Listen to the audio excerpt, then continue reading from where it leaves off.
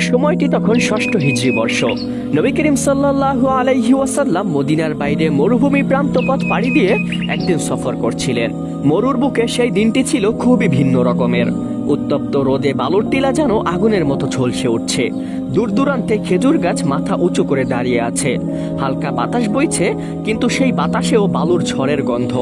সফর চলাকালীন অবস্থাতেই হঠাৎ করে আকাশে এক আলোর ঝলকানি দেখা গেল, যা এমন অদ্ভুত ও আশ্চর্যময় ছিল, মনে হচ্ছিল মেঘের মধ্য থেকে অগ্নিকুণ্ড মাটিতে নেমে আসছে। জ্বলন্ত আগুনের গোলা যেন আকাশে ছোটাছুটি করছে। সাহাবা একরাম এই বিষয়টি দেখে অত্যন্ত আতঙ্কিত হয়ে পড়লেন। তারা বলতে লাগলেন, এটা কি কোনো অলৌকিক শক্তি, নাকি আমাদের কোনো বিপদ ঘটতে চলেছে? তাদের মাঝে আতঙ্ক ছড়িয়ে পড়ল। কেউ ভাবতে লাগলো, শয়তান কি আমাদের কোনো ক্ষতি করতে চলেছে? আবার কেউ বলতে লাগলো, সম্ভবত কোনো দৈত্য বা পরকালের শক্তি।